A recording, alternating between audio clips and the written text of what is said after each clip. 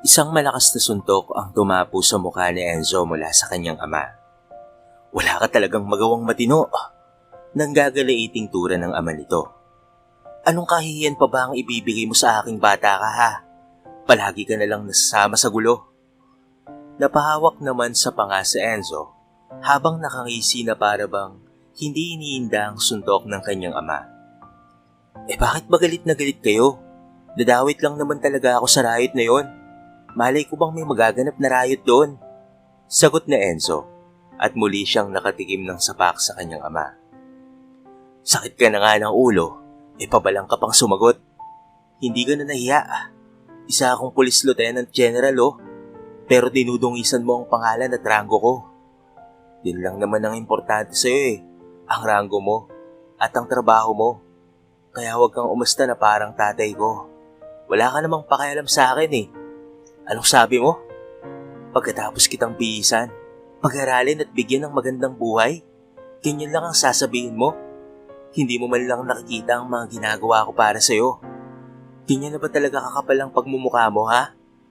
Natawa na lamang ang binata sa mga sinabi ng kanyang ama at para bang wala siyang pakialam kung ano ang tinutukoy nito. Alam mo, ang dami mo na namang sinasabi Nakakarindi na.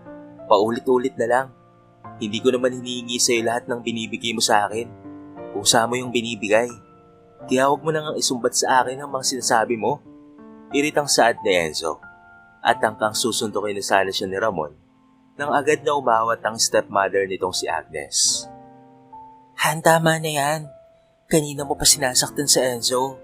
Pag-awat ni Agnes at nauuyam lamang na tumingin ang binata sa stepmother niya. Kaya lumalaki ang ulo ng batang yan Ang hilig mong ipagtanggol kapag pinagsasabihan ko. Saad ni Ramon sa asawa niya at tinalikuran na lamang si Agnes at Enzo. Bumuntong hininga na lamang si Agnes kay Enzo. Dadamay ka na naman pala sa gulo. Sana umiwas ka na para hindi nagagalit ang ama mo sa'yo. Paalala ni Agnes na ikinakulot naman ang noo ni Enzo. Ano bang pakialam mo? Inis na tanong ni Enzo. Hindi naman kita nanay. Pangalawang asawa ka lang ng tatay ko. Kaya huwag mo ang pakialaman ang buhay ko. Pero concern lang sa'yo ang tatay mo. Ayaw niyang mapahamak ka. Kaya sana'y makinig ka sa kanya. Sa akin ba talaga o sa mga anak mo? Alam mo, simula nang dumating kayo, mas naging malas na ang buhay ko. Bakit kasi dumating pa kayo Sana hindi na lang. At isa pa, huwag kang pumapapel sa buhay ko dahil di kita kailangan. Dahil kahit kailan ay hindi kita ituturing na nanay. Sarkastikong wika ni Enzo at nilagpasan ng stepmother nito. Pilit na lamang nang umiti si Agnes nung lagpasan nito ni Enzo. Alam naman niyang kahit ano ang kanyang gawin ay hindi pa rin siya tanggap ng binata dahil iisa lamang ang kinikilalang ina ni Enzo. Yun ay walang iba kung hindi ang pumanaw nitong tunay na ina. Napasali kasi si Enzo sa isang riot dahil sumama ito sa kanyang mga kaibigan at isa si Enzo sa nahuli ng mga pulis. Kaya tumuusok sa galit ang ama nito dahil sinundo na naman ni Ramon ang kanyang anak sa police station. Padabog na humiga si Enzo sa kama. Ramdam niya pa rin ang sakit at tapdi ng katawan niya, pati na rin ang kanyang panga dahil sa gulong ng salihan niya at sa suntok ng kanyang ama. Ba't hindi niyo sinabi sa aking riot pala ang pupuntahan natin kagabi? Singal na Enzo sa kanyang mga kaibigan. Si Supremo ang nagsabing huwag sabihin sa'yo. Tura naman ang kaibigan niyang si Jacob na nagpasalubong ng kilay niya. Si Supremo? Bakit daw? Nagkibit balikat na lamang ang mga kaibigan ni Enzo. Sa tingin mo, ano ang dahilan ni Supremo? Bakit hindi sa'yo sinabi ang lakad natin? Alam mo naman Enzo ang patakaran ni Supremo, hindi ba? Ayaw na ayaw niyang tinatalikuran siya. Paalala naman ni David. Ilang araw na rin kasi siyang umiiwas sa gulo. Kaya hindi niya inaasahan na riot pala ang pupuntahan ng mga kaibigan niya kagabi. Kasali kasi sa isang fraternity si Enzo. At ang tinatawag nilang Supremo, ang leader ng fraternity na sinalihan niya. Mukhang sa pakaata ng tatay mo kagabi asar pa ni Jacob. Ang bagal mo kasing tumakbo. Nahuli ka tuloy ng mga pulis. Dagdag pa nito. Tumawa na lamang ang mga ito kay Enzo at napailing na lamang ang binata sa mga barkada niya. Senior ay na si Enzo at graduating na siya ngayong taon. Wala pa rin siyang balak para sa college. Sa totoo lang, ay tamad na tamad siyang mag-aral. Pero napipilitan lamang siya dahil mawawalan siya ng allowance kung hindi siya papasok. Walang ganang umuwi si Enzo sa bahay nila at napahinto pa siya nung may marinig siyang tawanan mula sa bakuran. Tinahak niya naman ang papuntang bakuran upang alamin kung sino-sino ang nagkakasiyahan roon. Talagang swerte ka rito sa anak niyong si Dave, Ramon. Saad ng katrabaho ni Ramon. Tumawa naman si Ramon at tinakbayan si Agnes. Naku, sinabi mo pa. Kahit hindi siya galing sa akin, tinuturing ko na siyang totoong anak, pare. Parang ang mas anak ko pa siya kumilos kaysa doon kay Enzo. Walang ibang ginawa ang bata ngayon kung hindi ang katigasan ng ulo. Buti pa dito kay Dave, siniswerte ako. Bukod sa matino, gusto niya pang sumunod sa yapak ko. Papuri ni Ramon kay Dave, ang stepbrother ni Enzo. Hindi naman po sa ganun pa. Idol ko lang po talaga kayo. At tinitingala ko rin kayo bilang isang pulis at bilang isa ring ama. Saad naman ni Dave. Hindi maiwasang mainis ni Enzo sa mga narinig niya. Para kasing naging saling pusa na lamang siya sa bahay nila dahil sa mag-inang inuwi ni Ramon. Napayukom na lamang ang kamao ni Enzo habang umiigting ang kanyang mga panga na umalis sa bahay. Hindi niya alam kung saan siya pupunta. Busy naman kasi ngayon ang girlfriend niya. Kaya wala siyang nagawa kung hindi ang pumunta na lamang sa tambayan ng mga kaibigan niya sa bilyaran. O pre, mukhang bad trip ka na naman ata ngayon . Anong problema? Tanong ni Jacob. Wala. Sigurado akong pinag-initan ka na naman ng tatay mo sa inyo, no? Kaya nandito ka? Pailing-iling natura ni David. Alam nyo, kalalaki yung tao, pero napaka-chismoso nyo. Gate naman ni Enzo, at tumawa na lamang ang mga kaibigan niya. Sus, alam na kasi namin ang ganyang style mo. Bumuntong hininga na lamang sa Enzo at tinignan niya kung papaanong tumira ng bilyar si David. Oh, nandito pala yung mga hambog na nakaaway natin noong nakaraan. Hindi yun nakawala sa tenga ni Enzo. Kunot noong nilingon niyon ni Enzo at pati na rin ang mga barkada niya. At kapag siniswerte nga naman si Enzo, mukhang maling mapapasabak siya sa away. Kung nandito kayo, para makipag-away, wala kami sa mood na patulan kayo. Saad ni Enzo. Natawa naman ang lalaking malaki ang katawan.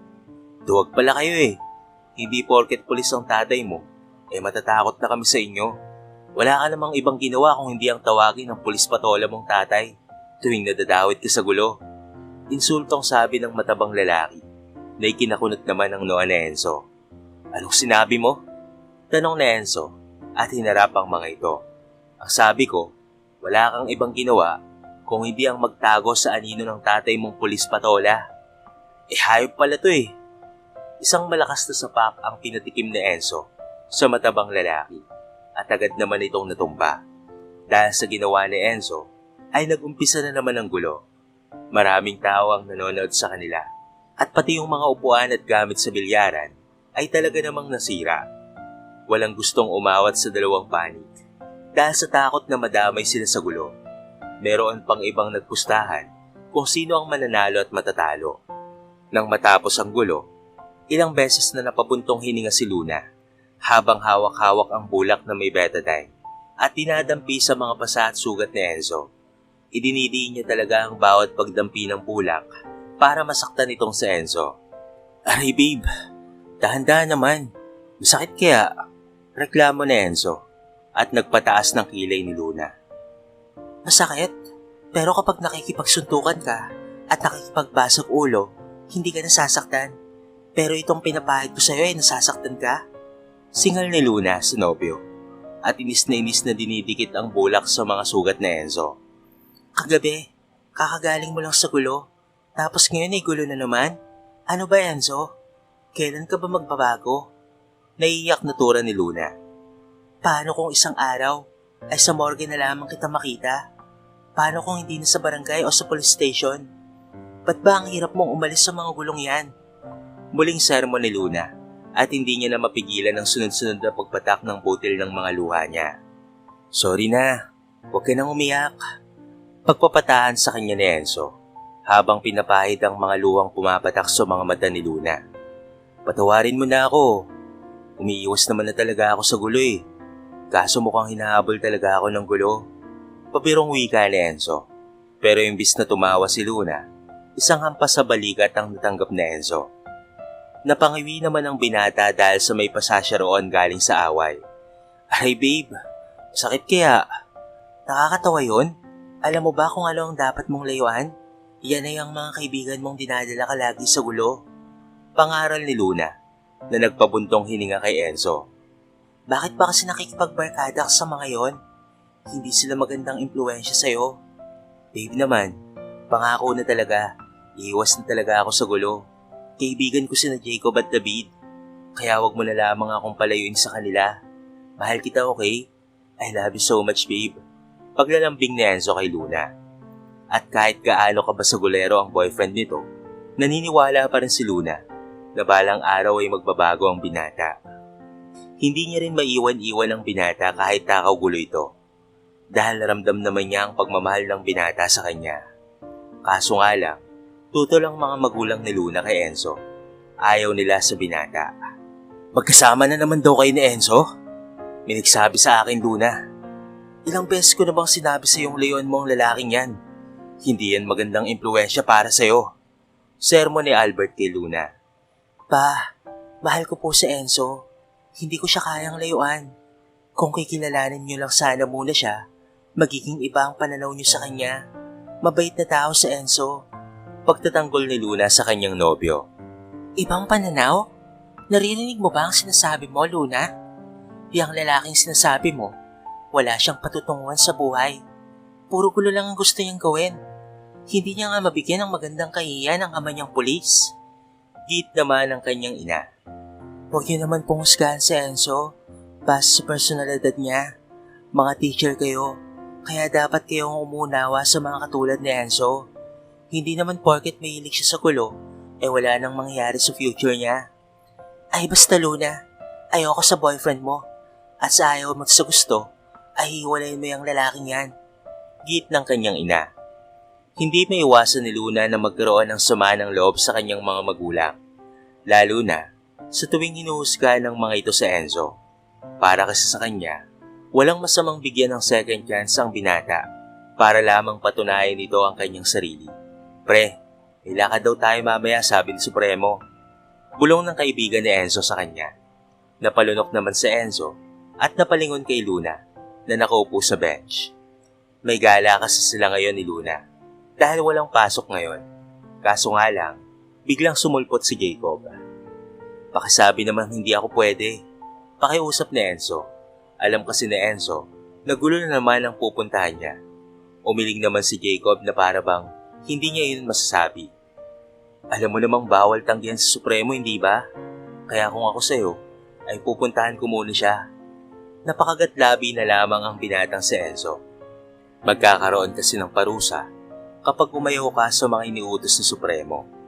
Humugot ng hininga si Enzo at napatingin muli kay Luna na abala sa pagkain ng ice cream. Sige, susunod na lang ako sa tambayan. Mauna ka na. Kakausapin ko lang si Luna. Sad na Enzo. Wala naman kasi siyang magagawa. Kapag sinabi na ng Supremo nila, ay kailangan niya na talagang sumunod. Nauna na ngang umalis si Jacob, habang si Enzo ay nag-iisip ng palusot kung ano ang sasabihin kay Luna. Babe, tawag ni Enzo kay Luna na nakangiti. Papunta na ba tayong SM? Bakit ka tinawag ni Jacob? May kailangan pa siya? Napakamot sa batok si Enzo sa tanong ni Luna. Pwede bang sa susunod na lamang tayo pumunta sa SM?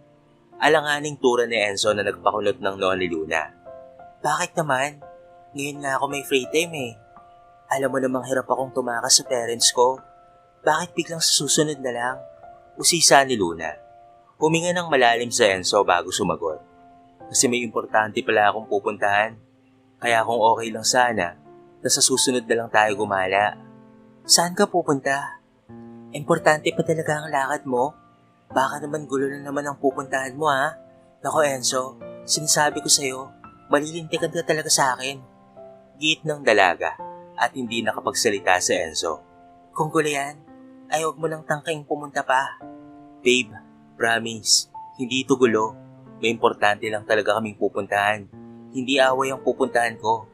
Pagsinungaling ni Enzo. Taimtim pa siyang tinignan ni Luna at pilit ng ngiti lang ang ginawad ni Enzo sa nobya niya. Hindi kasi alam ni Luna, nakasali sa isang fraternity si Enzo dahil alam niyang magagalit sa kanya ang dalaga. Ayaw niyang masira ang kanilang relasyon dahil lamang sa organisasyon at sanalian niya. Isa iyon sa kinakatakutan ni Enzo, kaya hindi niya iyon pinapaalam kay Luna dahil alam niyang mas lalo lamang itong mag-aalala sa kanya. Napasali kasi si Enzo sa fraternity dahil na rin sa pangulit sa kanya ng kanyang mga kaibigan, pati na rin para lang bigyan niya ng sakit ng ulo ang kanyang ama. Pero simula noon ay nahihirapan na siyang kumalas dahil alam ni Enzo na ang pagkalas sa fraternity ay hindi isang madaling bagay dahil para bang nilagay mo na ang sarili mo sa hukay sapagkat napakarami mong pagdaraanan bago ka nila paalisin. At sa kadalasan pa nga ay hindi lahat ng umaalis sa fraternity ay nakakauwi pa ng buhay. Aray, tama na. Masakit na. Mahawa naman kayo sa akin. Pagmamakaawa ng lalaki habang patuloy siyang inaampas ng paddle at sinsipa. Tama na. Pagsuko nito, pero parang walang naririnig ang mga taong nasa paligid niya. Sa bawat hampas sa lalaking nakahandusay, puro tawanan at pag-aasaran ang naririnig ni Enzo, habang aliw na aliw sila sa pagmamakaawa nung nakasalampak sa sahig. Oo, mahilig sa gulo at away si Enzo, pero hindi halang ang bituka niya at kahit papaano ay may puso pa rin siya. Napalingon ang lahat kay Enzo nang siya na ang mga hampas. Hindi alam ni Enzo kung lalakad pa siya o titingin na lamang. Hindi niya alam kung kaya niya bang hatawin ng lalaki. Subalit napabalik siya sa ulirat nung magsalita na sa Supremo. Ano bang tinutunga-tunga mo dyan, ha? Lumapit ka na rito. Ikaw na ang huling hahampas. Saad ng leader nila. Kahit takot at kinakabahan, pinilit niya pa rin ang kanyang sariling maglakad upang makuha ang paddle na puno na ng dugo galing sa lalaking nakahandusay. Nanginginig ang buong katawan ni Enzo at para bang malalaglag na ang paddle na hawak niya. Inakbayan pa siya ni Supremo at saka binulungan. Pagtapos natin dito, sumama ka sa amin. Meron tayong importanteng lalakarin sa ngayon. Hampasin mo muna yan. Parang demonyong sabi ni Supremo na nakangisi pa at walang ganang tinapunan ng tingin ni Supremo ang lalaking nagmamakaawa na gustong kumalas sa kanilang grupo. Nanginginig ang mga kamay ni Enzo na itinaas ang paddle sa ere. Hindi naman talaga siya mahilig manakit ng taong walang atraso sa kanya. Pero ngayon, kailangan niyang makasakit ng taong inosente. Natatakot ka ba? Bossing, natatakot ata ang batang ito eh. Sambit ng isang lalaki na puno ng tattoo sa katawan. Nakarinig pa nga ng tawanan si Enzo sa kanyang paligid at kita niyang nakatingin sa kanya ang lahat. Napalunok si Enzo at mabilis ang tibok ng puso niyang tinignan ng lalaking nakahandusay. Ano pang tinatayo-tayo mo dyan? Pinapatagal mo lang ang palabas. Hampasin mo na yan. Saad ni Supremo. Pero mukhang napuruan na siya. Baka kung ano pang mangyari sa kanya kapag hinampas ko pa siya. Rinig na rinig ni Enzo ang buntong hininga ni Supremo. Nag-squat pa si Supremo upang patayin ang upos ng sigarilyo sa balat ng lalaking nakahandusay. Wala akong pakialam. Ito ang parusa ng taong kumakalas sa grupo. Madinit may galit na sabi ng kanilang leader habang naririnig nila ang paghiyaw ng lalaki. Kaya sa ayaw at sa gusto mo, hampasin mo siya.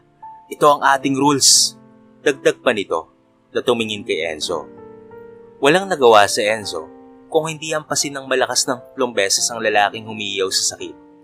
Nakarinig muli siya ng palakpakan at pati na rin hiyawan sa mga kasamaan niya na para bang isang laruan lamang ang pinapahirapan nila. Kanya-kanyang nagsitayuan ang mga kasama ni Enzo at naglakad papalis habang si Enzo ay nakatingin lamang sa lalaking wala ng lakas upang tumayo. Tara na, hayaan mo na siya dyan. Saad ni Supremo. Hindi ba natin siya tutulungan?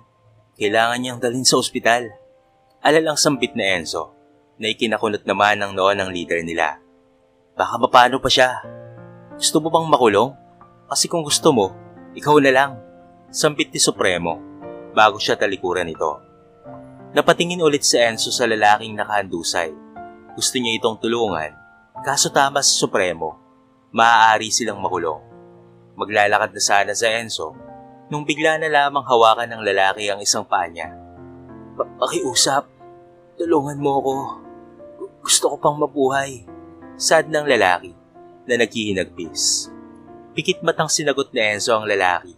Kahit sa totoo lang, ay binabalot siya ng awa at konsensya. Sorry, kailangan ko nang umalis. Sad ni Enzo at sumunod na kina Supremo.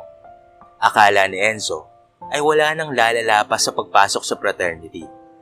Nakaranas rin naman siya ng hazing, pero hindi ganon kalala sa nakita niya ngayon. Dahil ngayon, kita niya kung papaano maging halang ang kaluluwa ng mga miyembro ng fraternity na sinalihan ni Enzo.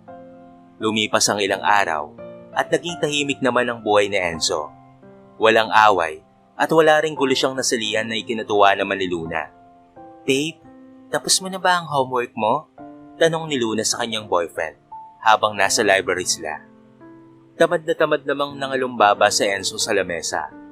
Hindi pa, hindi ko alam ang gagawin ko eh. Baka makikopya na lamang ako sa katabi ko. Sagot na Enzo na nagpataas ng kilay kay Luna. Anong hindi mo alam? Mapapagalitan ka na naman ng mga teacher mo. Ilabas mo na ang notebook mo. At saka, huwag kang kopya ng kopya sa katabi mo. Gate ni Luna.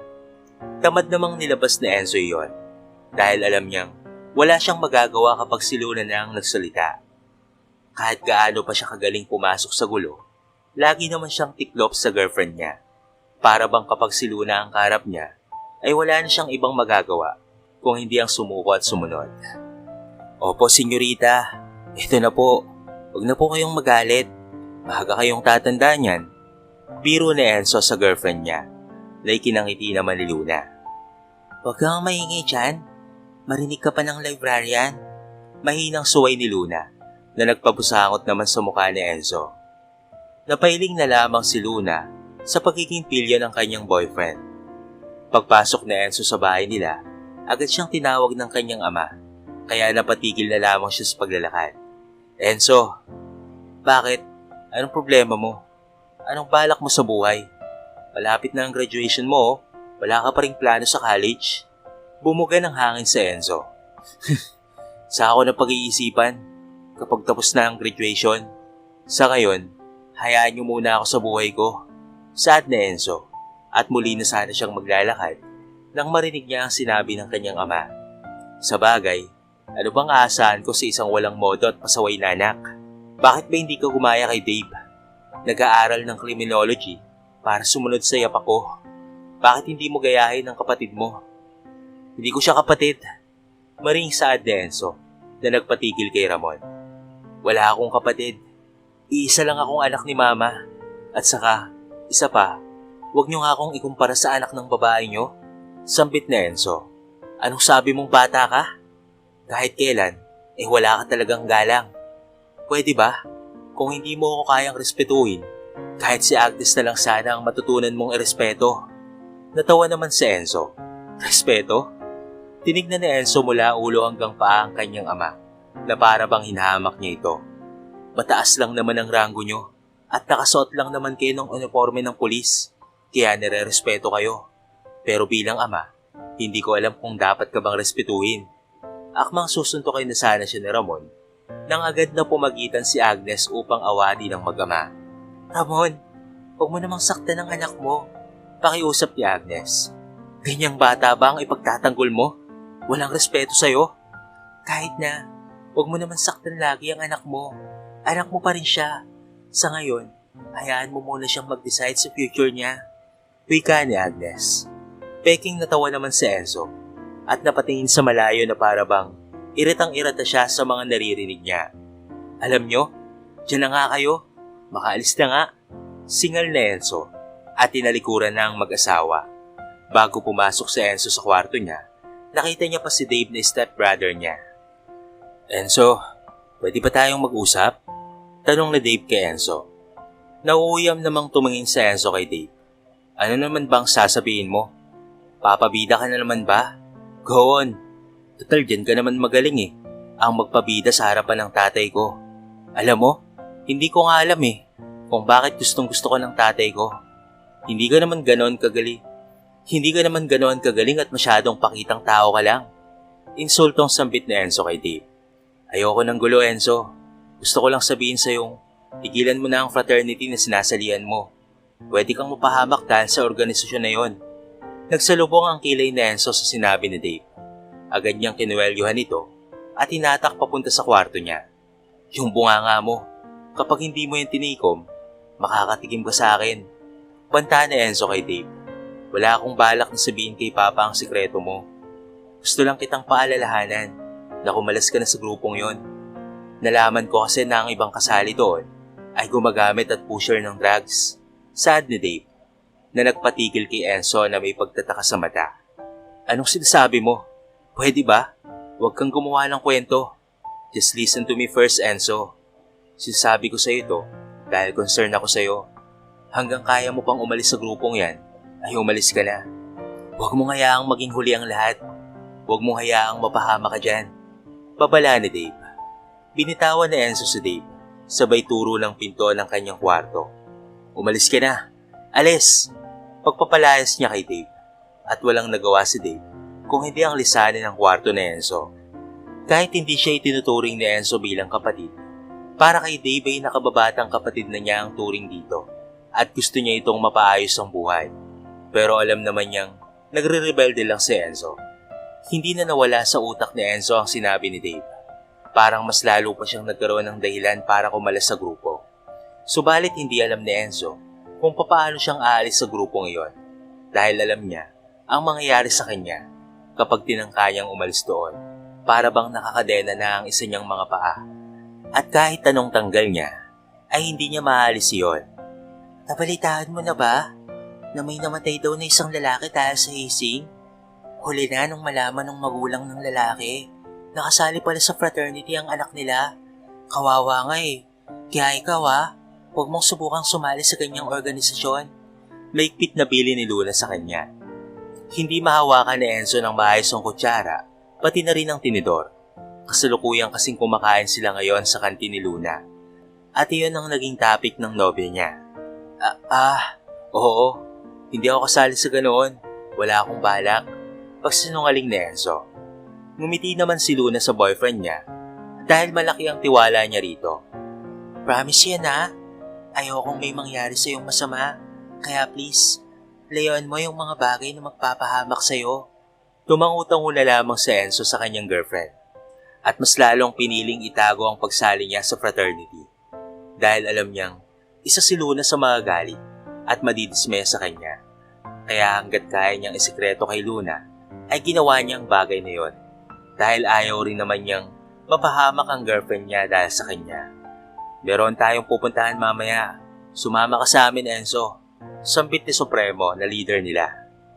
Saan naman Supremo? Tanong ni Enzo. Huwag ka nang magtanong, basta sumama ka lang. Sigurado akong magugustuhan mo yun. Nakangiting wika ni Supremo. At tulad ng dati, ay wala siyang nagawa. Sumama nga si Enzo kila Supremo. At ngayon ay nanginginig ang mga kamay ni Enzo habang hawak-hawak ang isang maliit na box na balot ng packaging tape. Ano bang tinatayo-tayo mo dyan? Kita mo yung lalaking nakaitim na sombrero at itim na jacket? Iabot mo yan sa kanya.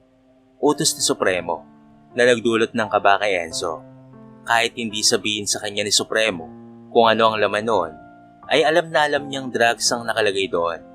Kaliwat kanan ang tingin na ginawa ni Enzo dahil sa takot na mahuli siya sa transaksyon na gagawin niya. Mabilis namang naglakad si Enzo upang iabot yung box na hawak niya. Goods item ba ito? Bulong ng lalaki sa kanya. Wala sa sarili siyang napatango. Opo, sagot ni Enzo at tumangulang ang lalaki bago umalis. Simula noon, ay lagi na siyang napapasama sa mga lakad at transaksyon ni Supremo. Pero isang araw ang kinakatakutan ni Enzo ay bigla na lamang dumating. May mga pulis! Anunsyo ng isa nilang kasamahan. Kanya-kanyang nagsitakbuhan ng bawat isa, habang si Enzo ay hindi alam ang gagawin. Para bang hindi makagalaw ang mga paa niya dahil sa takot na mahuli ng pulis. Pero isang sigaw ang nagpagising sa diwa ni Enzo. Enzo, tumakbo ka na, bilisan mo!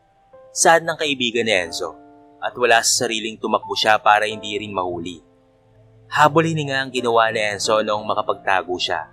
Hanapin niyo pa ang iba! Sigaw ng isang pulis at parang kakapusin na ng hininga si Enzo nang marinig iyon.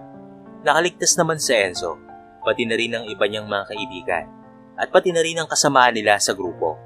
Pero hanggang ngayon ay hindi pa rin nawawala ang panginginig ng buong kalamnan niya at wala siya sa sariling umuwi. Walang iyakang bata ka! Isang malakas na suntok ang galing kay Ramon ang sumalubong kay Enzo. Napasalampak sa sahig si Enzo at kinuwelyuhan siya ng kanyang ama at ilang beses na sinuntok ng kaliwat kanan. Saan ka galing ha? Saan ka galing? Galit na tura ni Ramon sa anak na para bang gusto niya nang mapatay ito. OMG Ramon, kumalma ka muna please lang. Hinila ni Agnes papalayo si Ramon para hindi na masuntok pa si Enzo. Ano ba Ramon? Hindi ba sinabi ko na sa yung kausapin mo muna ng maayos ang anak mo? Sino bang kakalma Agnes? Nahuli siya ng isa sa mga tauhan kong naroon sa lugar kung saan may transaksyon ng drugs. Anong ginagawa mong bata ka? Pati drugs ay pinasok mo na? Nanggagaliiting tura ni Ramon at muling susuntukin sana ni Ramon sa Enzo nung umawat na rin si Dave. Patama na po. Pag-aawat ni Dave kay Ramon. Wala ka nang ibang ginawa kung hindi ang pasakitin ng ulo ko. Kailan ka ba gagawa ng matino? Sinama lang ako. Saka, hindi ko alam na magkakaroon ng transaksyon doon. Saad na Enzo. Peking natawa si Ramon. Hindi mo alam? Imposible. Huwag mong bilugin ang utak ko. Siguro gumagamit ka na rin ng droga. Gumagamit ka na ano? Isa ka na ring adik. Hindi na rin naman ako magtataka kung ganoon rin ang kahantungan mo. At sa susunod na mahuli ka, hindi na kita sasaluhin pa. Kasi pagod na ako. Ramon, tama na. Babala ni Agnes. Tumayo naman si Enzo at hinarap ang kanyang ama. Tumayo na rin si Agnes na pumapagitna sa mag-ama. Habang si Dave naman ay nasa likod ni Ramon. Tumawa ng mapakla si Enzo at tinignan sa mata ang kanyang ama na puno ng pag-iinagpis. Kailan ka ba maniniwala sa akin? Kahit dati naman hindi ka na naniniwala sa akin Kahit noon pa, wala ka talagang tiwala. Wala ka kasing ibang inisip kung hindi ang anak mo sa babae mo. Siya na yung magaling at ako yung walang silbi. Mas anak pa nga yung turing mo sa kanya Buti pa sa kanila, naging mabuti kang asawa at ama. Pero kaming totoo mong pamilya, kahit kailan ay hindi ka naging mabuting padre at pamilya sa amin. Dahil sa'yo, namatay ang nanay ko.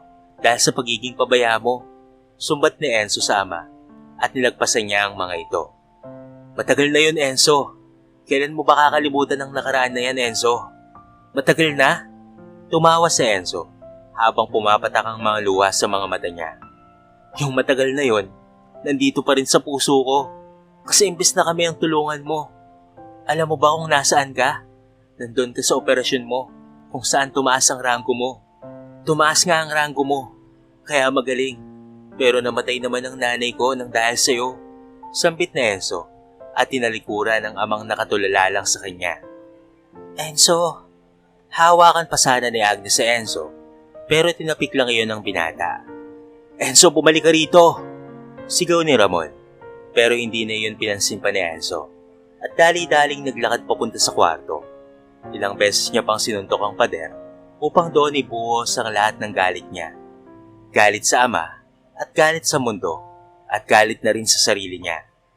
Bakit ganito na naman ang kamay mo? Galing ka na naman ba sa away? Pati ang mukha mo. Ano ba ang nangyari? Alalang tanong ni Luna habang ginagamot ang kanyang kamao. Huminga ng malalim si Luna habang ginagamot iyon. Sabi ko sa'yo, mag-ingat ka. Pero para lang akong sirang plaka sa'yo. Kailan ka ba magtitino? Naiiyak na tanong ni Luna sa kanya. Babe, sorry. Umiling-iling si Luna at tumutulong ang luha niya. Paano ka tatanggapin ng pamilya ko? Paano nila tatanggapin ang magiging anak natin? Kung sa'yo pa lang, ay hindi pa rin nag-uumpisa ang pagbabago. Umiiyak na wika ni Luna na ikinakulot naman ng noon ni Enzo. Anong sabi mo? Tanong ni Enzo. Mas lalong napahagulgol si Luna at nanghihinang binitawan ng mga kamay ni Enzo. Buntis ako, Enzo. Magkakaanak na tayo. Pero natatakot akong aminin sa mga magulang ko. Dahil alam kong tututol sila. Alam mo namang hindi boto sa'yo ang pamilya ko, hindi ba? Litanya ni Luna na nagpatigil kay Enzo. Hindi ko alam kung ano ang gagawin ko. Naguguluhan na ako. Hindi ko alam kung paano kita ipaglalaban sa mga magulang ko. Kung hindi ka pa rin nagpabago. Iyak na sambit ni Luna. Harap ako sa kanila. Desididong saad ni Enzo na nagpailing naman kay Luna. Sa tingin mo ba matutuwa sila? Hindi matutuwa ang mga yon. Lalo na ngayong buntis ako. Tapos ikaw pa ang ama. Tututulan lang nila tayo. Saad ni Luna. Pero gagawin ko ang lahat para tanggapin nila ako. Hindi yun ganun kadali, Enzo. Hindi ganun kadali yon. Hanggat hindi ka nagpabago. Mas lalong umiyak na lamang si Luna. Lalo na nalaman ko sa kapatid mong kasali ka sa fraternity. Enzo naman sabi ko sa'yo, huwag kang sumali roon. Pero bakit? Ano bang gusto mong gawin ko? Pag-iinagpis ni Luna. Nagulat naman si Enzo sa sinabi ni Luna. Sinabi sa'yo ni Dave? Tanong ni Enzo. Tinitigan siya ni Luna sa mata habang ito'y naluluha. Oo, at kung hindi pa sasabihin ni Dave, hindi ko pa malalaman. Bakit ka ba sumali doon? Mapapahama ka lang sa fraternity na yon. Hindi alam ni Enzo ang isasagot niya sa kanyang girlfriend. Lalo na ngayon na buntis na si Luna. Ayaw niyang bigyan ito ng sakit ng ulo. Pagkatapos ihatid ni Enzo si Luna, ay agad na umuwi ng bahay sa Enzo. Sakto namang wala pa roon ang tatay nito at pati na rin si Agnes. Tinahak niya ang daan papunta sa kwarto ni Dave at patabog niyang pinuksan ang pintuan na ikinagulat naman ni Dave. Bakit? May problema ba? Problema? Alam mo ba kung anong problema ko? Mabilis na naglakad si Enzo sa kinauupuan ni Dave at agad itong sinapak. Yang pagiging pabida mo ang problema ko. Nanggagaliting saad ni Enzo. Masyado kang pakialamero. Sabi ko sa'yong tumahimik ka, hindi ba? Bakit sinabi mo kay Luna? Galit na sabi ni Enzo. Pinahid naman ni Dave ang pulang likido na lumalandas sa kanyang labi. Ginawa ko yon dahil sa'yo. Dahil alam kong kay Luna ka lamang makikinig. Binalaan na kita dati pa, pero hindi ka nakinig. Pero hindi ko sinabing mangialam ka. Git ni Enzo. Pero gagawin ko pa rin dahil kapatid kita. Tumawa ng peki si Enzo dahil sa sinabi ni Dave. Hindi kita kapatid, kaya huwag kang umasta na akala mo magkadugo tayo. Humarap nga ang magkasintahan sa mga magulang ni Luna. Hinawakan ni Enzo ang kamay ni Luna habang kitang-kita niya ang hindi pagkagusto sa kanya ng mga ito. Anong ginagawa ng lalaking yan dito? Tanong ng ama ni Luna. Magmamano sana si Enzo, pero agad yung tinapik ni Albert na ama ni Luna. Nagtatanong ako, huwag kang bastos. Sagutin mo ang tanong ko. Anong ginagawa mo dito? Maotoridad na tanong ni Albert kay Enzo. Huminga ng malalim si Enzo at tumayo ng tuwid habang hawak-hawak ang kamay ni Luna. Gusto ko pong panagutan ng anak nyo. Saad na Enzo na kinatigil ng lahat. Ano? Anong sabi mo? Anong panagutan? Sunod-sunod na tanong ng ina ni Luna at hindi makapaniwalang nakatingin sa magkasintahan. Luna, ano bang kalokohan ang sinasabi ng lalaking yan? Anong pananagutan ang tinutukoy niya? Ma, nanginginig na bulalas ni Luna. Buntis po ako. Pagtatapat ni Luna at para bang nanghihina ang kanyang ina at agad namang itong ninalalayan ni Albert. Pinaupo muna ni Albert ang asawa niya bago niya hatakin papalayo si Luna kay Enzo. Umiiyak naman ang dalaga sa kanyang ama. Pa, please. Gusto lang kayong makausap ni Enzo. Pakiusap ni Luna. Diyan ka sa nanay mo. Kakausapin ko lang ang lalaking yan. Galit na sambit ni Albert, sabay duro kay Enzo. Umiling-iling naman si Luna at nais na lumapit kay Enzo, pero inawakan siya ng kanyang ina. Tumigil ka nga, Luna. Nagpabuntis ka sa lalaking yan. Ano na lang ang mangyayari sa'yo, ha? Sa dinami-rami ng lalaki, dito pa sa taong ito na patapon ng buhay. Insultong wika ng ginang. Pero gagawin po namin ni Enzo ang lahat. Peking natawa na labang ang ina ni Luna. Papaano? Puro takaw lang naman sa kuluyan. Sa tingin mo may mangyayari sa inyo? Galit na tura ng ina ni Luna. Hindi nakasagot si Luna sa ina at tahimik lang din na nakayuko sa Enzo. Ilang beses tinangka ni Enzo na dumalaw kay Luna Ngunit hindi siya makalapit dito dahil pinagbabawalan siya ng magulang ni Luna. Hanggang isang araw, nagplano ang dalawang tumakas para magtanan. Sigurado ka ba na sasama ka sa akin, Luna? Hindi magiging madali ang buhay natin kapag sumama ka sa akin. Saad na Enzo na ikinakunot naman ang noo ni Luna. Desidido ako. Hindi na magbabago ang isip ko. Hindi mo ba pagsisisihan to? Tatalikuran mo ang pangarap at buhay mo dahil sa akin, Luna. Hinawakan ni Luna ang kamay ni Enzo at ngumiti siya rito. Kaya kong talikuran ng lahat para sa'yo, para sa magiging anak natin. Huwag kang mag-alala, hindi ako magsisisi. Saad ni Luna. Pangako, gagawin ko ang lahat para umayos ang buhay natin. Piniling magpakalayo-layo ng dalawa upang taguan ng mga magulang ni Luna, pati na rin ang grupo ni Supremo. Mas pinili kasi ni Enzo na hindi magpaalam sa samahan at kay Supremo dahil alam niya ang mangyayari kapag sinabi niyang gusto niya nang kumalas. Maliit na bahay lamang ang pinili nila at gawa pa ito sa kahoy. Malayong malayo ito sa dating tinitirhan nila Enzo at pati na rin ni Luna. Pero para sa dalawa, sapat na ang bahay na iyon basta't magkasama lamang silang dalawa. Babe, kamusta ang trabaho? Tanong ni Luna kay Enzo. Nakakagaling lamang sa trabaho. Pumasok kasi sa construction sa Enzo bilang isang labor. Hindi pa naman kasi siya graduate ng senior high school, kaya't nahihirapan siyang maghanap ng trabaho. Kahit pagod sa Enzo, ay niyakap pa rin niya si Luna. Ayos lang babe, kaya ko naman. Huwag kang mag-alala, matino ako sa trabaho ko. Dapat lang no, pagiging tatay ka na. Hindi ka na bata, kaya dapat laging mong isipin na ikaw ang padre di pamilya sa atin. Ikaw ang sandalan namin. Nitanya ni Luna. Opo, hayaan mo kapag nakuha ko na ang sahod ko sa Sabado. Mamimili tayo sa linggo ng mga stock dito sa bahay. Naging masaya ang pagsasama ng dalawa. Kahit hirap at hindi na nila nakukuha ang kanilang mga luho, hindi yun naging hadlang sa pinili nilang desisyon. Kaso nga lang, may pagkakataon na dadadawit pa rin si Enzo sa gulo. Bakit may pasaka? Nakipagbasag ulo ka ba? Ano ba Enzo? Hanggang dito ba naman ay dadalhin mo yung ugali mo? Galit na tura ni Luna. Malalim na huminga si Enzo at umupo sa monoblock. Ano? Hindi mo ako papansinin?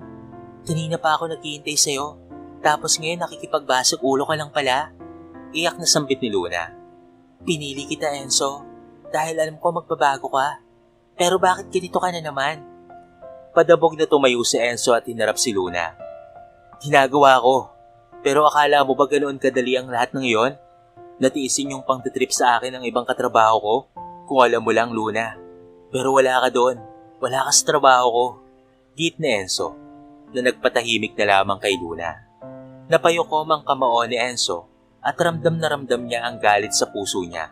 Pero mas pinili na lamang niyang talikuran si Luna at lumabas muna sandali. Sunod-sunod na pumatak ang luha ni Luna. Napahimas pa siya sa umbok ng tiyan niya. 5 buwan na kasi itong buntis at 5 buwan na rin silang nagsasama ni Enzo.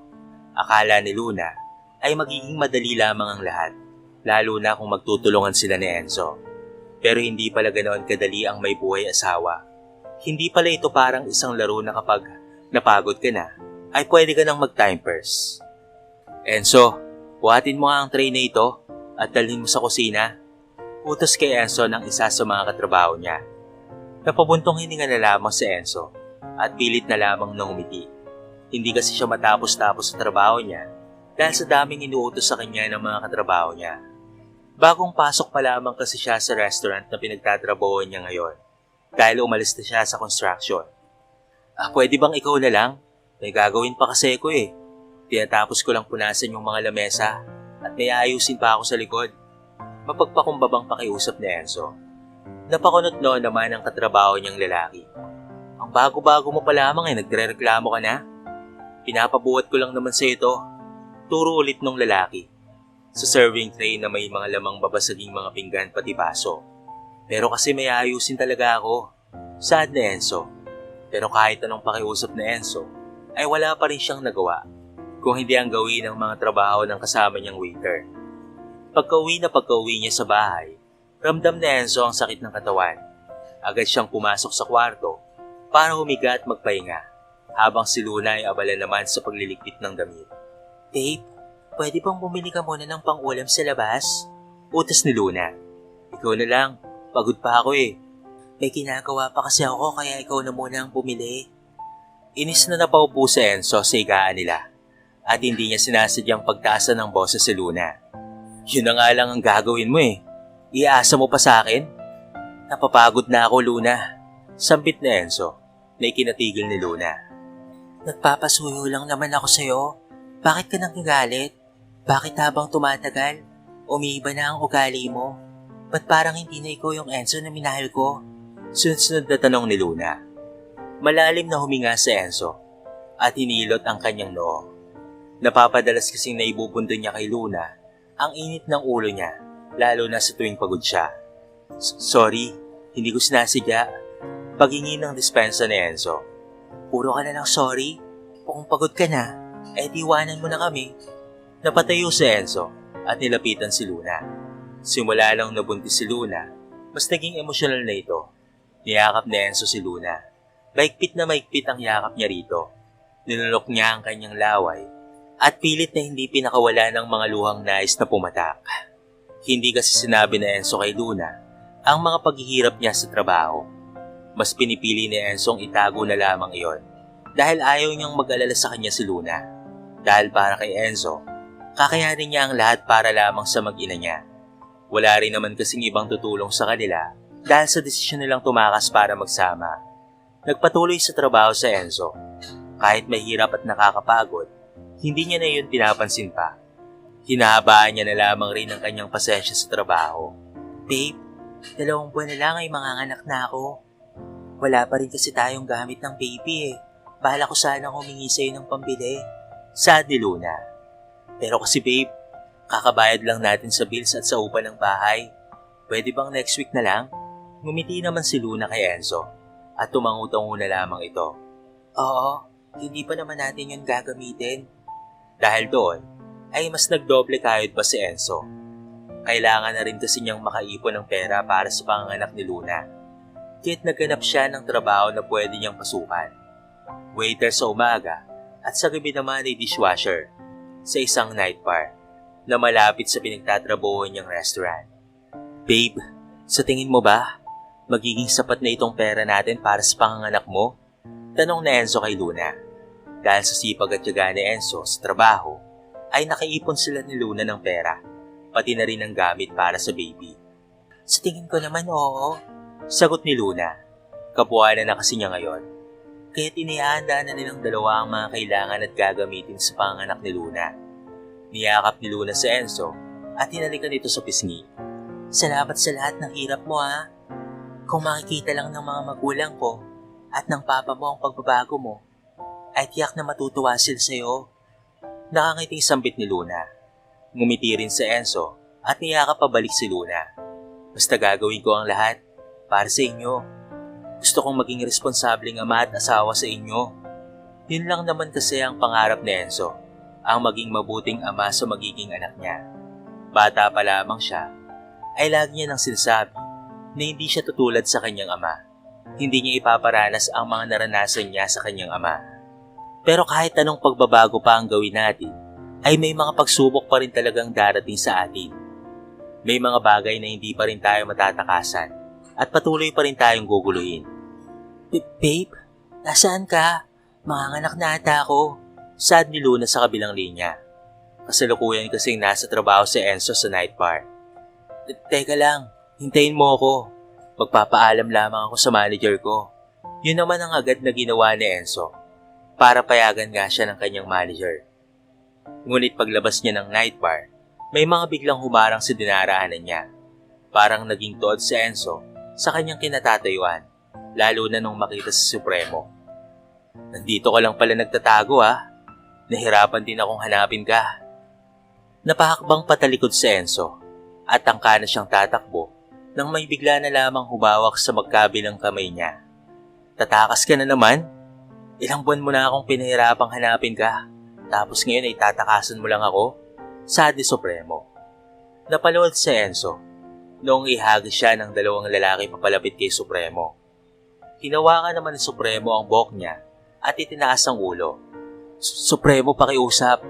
Nananahimik na ako. Saka manganganak na ang asawa ko ngayon. Huwag po ngayon. Pupuntahan ko kayo. Pero please, hayaan niyo muna ako. Maluwalo ang pakiusap ni Enzo habang nanginginig ang boses. Nasa bakanting lote na kasi sila ngayon, kung saan walang makakita sa kanila. Malayo na kasi yon sa kalsada. At madilim na rin ang lugar na yon. Ngumisi naman sa Supremo at dinuraan ang mukha ni Enzo. Ang mga katulad mo, ang dapat na hindi pinapauwi. Alam mo naman kung ano ang ayaw ko, hindi ba? Ayoko nang tinatakasan ako. Pero anong ginawa mo? Nilabag mo ang rules ko. Pero pangako, hindi naman ako magsasalita eh. Hindi ko ikakalat ang gawain ng organisasyon natin. Hayaan niyo lang muna ako ngayon. Kailangan ako ng asawa ko. Kailangan ko siyang dalhin sa ospital. Pagmamakaawa ni Enzo at hindi nila yon pinansin. May humawak sa magkabilang braso ni Enzo, sabay sipa sa likod niya na naging dahilan para mapaubo ang binata. Takot na takot ang nararamdaman ni Enzo habang isa-isang lumalapit sa kanya ang mga kasama ni Supremo na may hawak na padel. Hiyaw at sigaw pati pagmamakaawa ang sinasabi ni Enzo, pero hindi siya pinapansin ng mga ito dahil para siyang ginagawang isang hayop na pinaglalaroan nila. Hindi mawala sa isipan ni Enzo si Luna. Gusto niyang pumalag, lumaban at tumakas. Pero hindi niya magawa dahil hindi niya magalaw ang kanyang katawan. Puro kasi pasa galing sa padel, pati bugbog at sipa ang natamo niya. Kasama pa roon ang pagpaso sa kanyang katawan ng sigarilyo. Ngayon malaya ka na, pero hindi ko lang alam kung aabot ka pa sa ospital ha. Sad ni Supremo at isa-isa na silang umalis. Hindi na maramdaman ni Enzo ang katawan niya. Parang namamanhid na ito dahil sa ginawa sa kanya. Hindi na rin siya makaaninag at unti-unti nang pumipikit ang kanyang mga mata.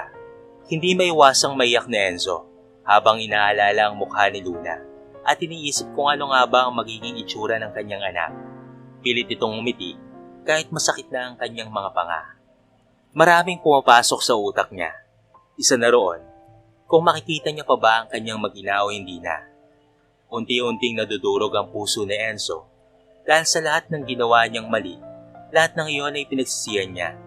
Kung hindi siya sumali sa fraternity, siguro ay makikita niya pa ang kanyang anak. Pero kung bibigyan pa siya ng isa pang pagkakataon, gusto niya pang muling mabuhay. Gusto niya pang makita ang kanyang anak. Gusto niya pang matupad ang lahat ng pangako niya kay Luna. Gusto niya ring humingi ng tawad sa kanyang ama. At lahat ng iyon ay gusto niyang gawin. Pero nasa utak niya na baka huli na ang lahat. Minulat ni Enzo ang kanyang mga mata. Puting kisame at padera ang bumungad sa kanya. Enzo, thank God. Ramon, gising na ang anak mo. May galak at tuwa na sabi ni Agnes. Agad namang lumapit si Ramon at si Dave naman ay lumabas para tumawag ng doktor. Nasaan ako? Yun agad ang nasabi ni Enzo. Naiiyak naman na hinawakan ni Agnes ang kamay ni Enzo. Masaya akong ligtas ka. Sad ni Agnes, kaya't napatingin si Enzo sa kanya. Huwag ka munang masyadong magagagalaw. Maluba pa ang mga sugat mo. Paalala ni Agnes. Mabuti at naagapan ang natamo mong sugat mula sa pagkabugbog sa'yo, sabi ni Ramon sa anak. Biglang naalala ni Enzo ang nangyaring pagharang sa kanya ni na Supremo at ang pagbubugbog sa kanya. Bigla niya ring naalala si Luna na manganganak na. Tangkang gagalaw na sana si Enzo nung agad siyang awati ni Agnes at Ramon. Yung mag-ina ko, kailangan nila ako. Kailangan ako ni Luna. Sad na Enzo at mas pinilit pa niyang tumayo pero hindi niya magawa. Enzo, pakiusap. Kumalma ka lang. Pakiusap ni Agnes. Ayos na ang mag-ina mo. Nasa ibang room lang sila. Naroon rin ang parents niya. Pupunta rin dito si Luna. Sa ngayon ay magpahinga ka muna.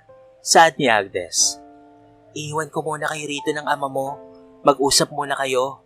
Sad ni Agnes bago ito tuluyang lumabas. Umupo si Ramon sa bangkong malapit sa kama ni Enzo. Patawarin mo ako. Yun agad ang sinabi ni Ramon sa kanyang anak. Patawarin mo ako kung napabayaan kita, anak. Patawarin mo ako kung mas inuna ko ang trabaho ko kaysa sa inyo ng mama mo. Patawarin mo ako dahil noong araw na kailangan niyo ako, ay wala ako doon. Patawad anak sa lahat, sambit na Ramon. Nilingon ni Enzo ang kanyang ama. Kung bata pa lamang siya ngayon o hindi pa rin isang ama, siguro ay hanggang ngayon ay hindi niya pa rin maiintindihan ng kanyang ama. Siguro ngayon, mas pipiliin niya pa rin magmatigas. Mas gugustuhin niya pa rin magkaroon ng sama ng loob sa ama niya. Mapaklang natawa si Enzo at isa-isang pumatak ang luha sa kanyang mga mata. Huminga muna siya ng malalim bago nagsalita. Para kasing may bumabara sa kanyang lalamunan. Wala kayong kasalanan. Naging matigas lang talaga ako sa inyo. Mas pinili kong intindihin ang nararamdaman ko kaysa sa nararamdaman nyo. Kaya patawarin niyo po ako pa. Patawarin niyo ako sa mga naging kasalanan ko sa inyo. Litanya ni Enzo habang umiiyak. Ngumiti naman ang kanyang ama at pinahid ang mga luhang pumapatak sa kanya. Umiling-iling si Ramon sa kanyang anak habang naiiyak na rin siya. Bilang isang ama, isa lang ang gusto nila para sa kanilang mga anak. Yun ay walang iba kung hindi ang mabigyan ng magandang buhay ang kanilang anak. Ayoko kasing maranasan mo yung naranasan ko dati. Ayokong maranasan kung papaano mahirapan. Kaso yung gusto ko at pangarap ko para sa'yo, naging dahilan naman para malayo tayo sa isa't isa anak. Kaya may kasalanan rin ako bilang ama mo. Masyado kong inabot ang pangarap ko at nakalimutan kong magpakaama para sa'yo. Simula nung naging padre de pamilya si Enzo, marami siyang natutunan at napagtanto sa buhay. Hindi ganoon kadali ang maging isang ama. Bilang isang ama, ikaw ang magiging pundasyon ng iyong pamilya. Ikaw ang magiging lakas nila, kaya dapat ay matatag ka.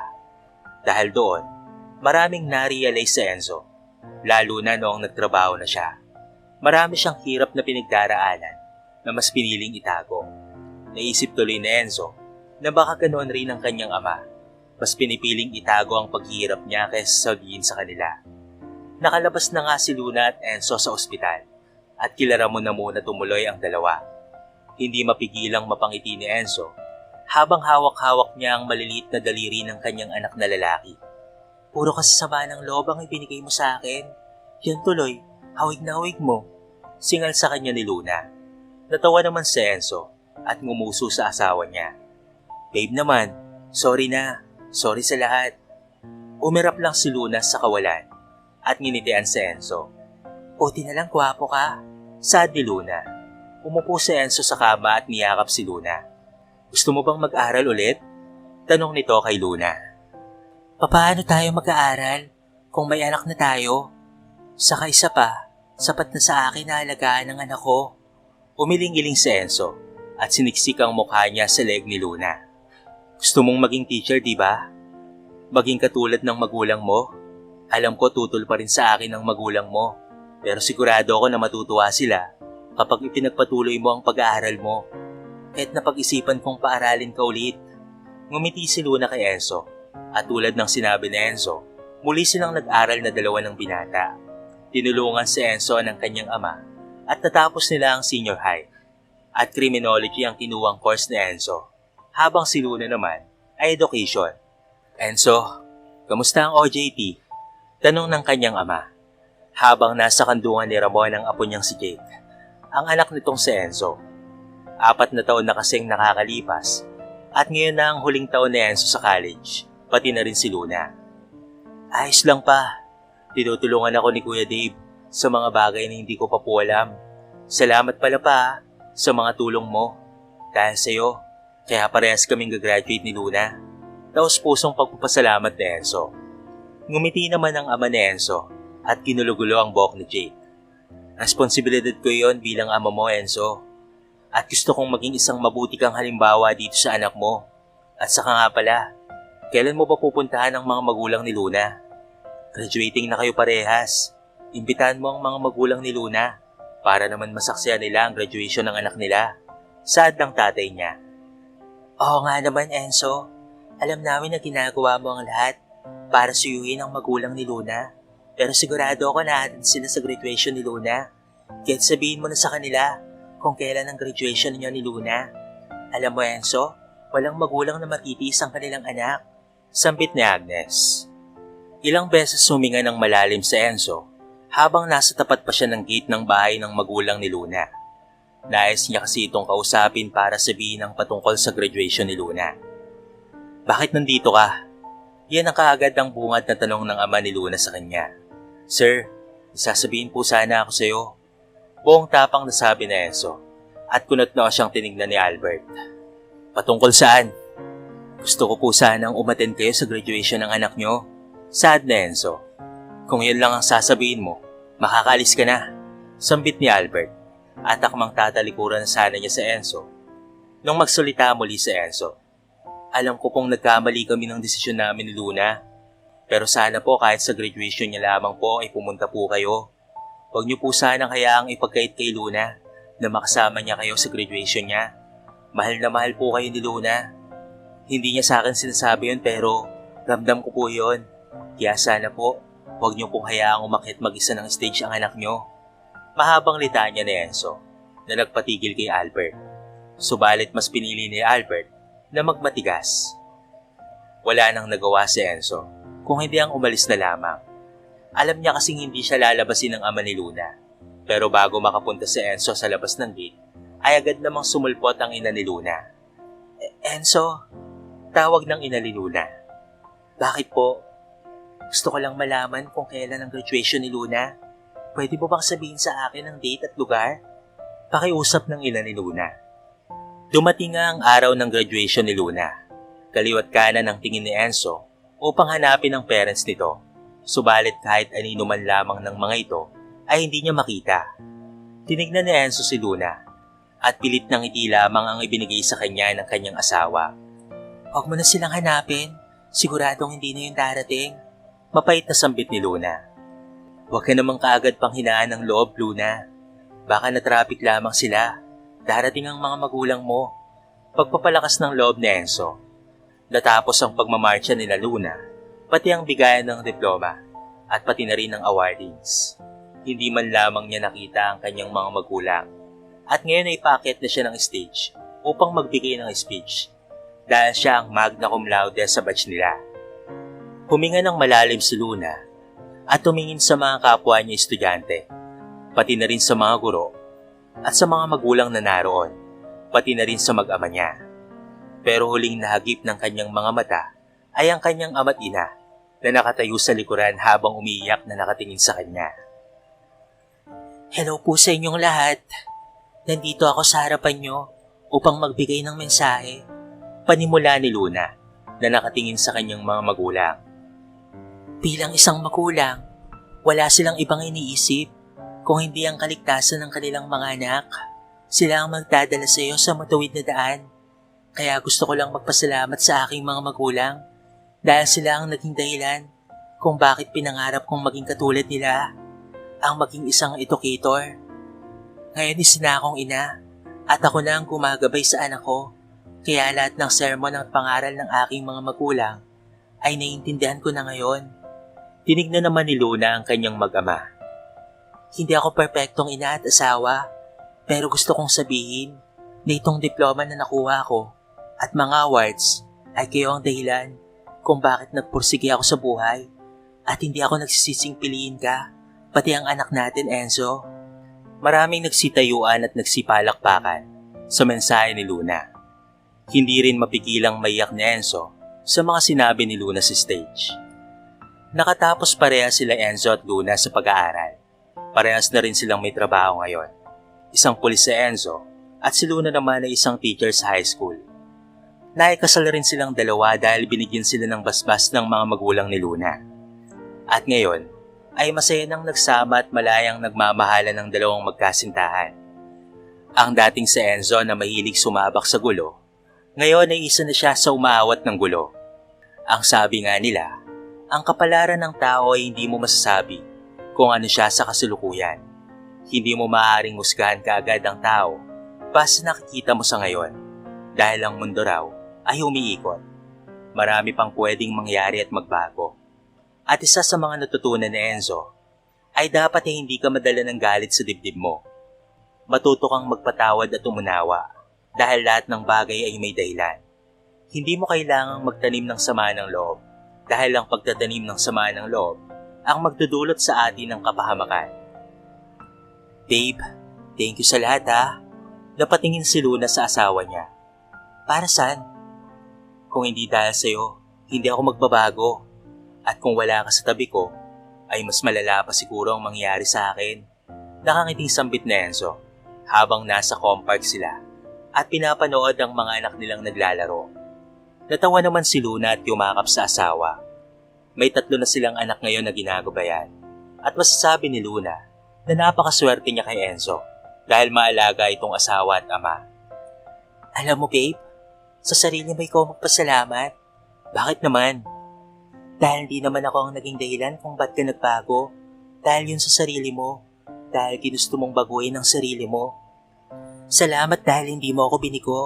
Salamat dahil pinatunayan mo sa lahat na yung Enzo na barumbado at basagulero ay isang pulis na ngayon. Hindi ba ang galing? Dati sakit ka lang ng ulo ng mga pulis at barangay tanod. Ngayon isa ka na sa tumutulong sa kanila. Proud na sambit ni Luna. Grabe ka sa mga salita mo ah. Hindi ko alam kung pinupuri mo ba ako o nilalait. Nagtatampong wika ni Enzo at natatawa naman si Luna. Papa, gutom na po ako. Saad ng isang anak ni Enzo nung lumapit ito sa kanila at isa-isang nagsilapitan ng kanilang 2 anak. Tamang-tama, mag-aayos na ako ng kakainin natin. Sambit ni Luna at nilabas na ang pagkain nakalagay sa basket. Masaya yung pinagsaluhan ng bawat isa. Kwentuhan at kulitan pati tawanan ang maririnig sa pamilya nila Enzo. Marami ring napapatingin sa kanila dahil akala mo sila na ang may-ari ng parke dahil sa ingay ng tawanan nila.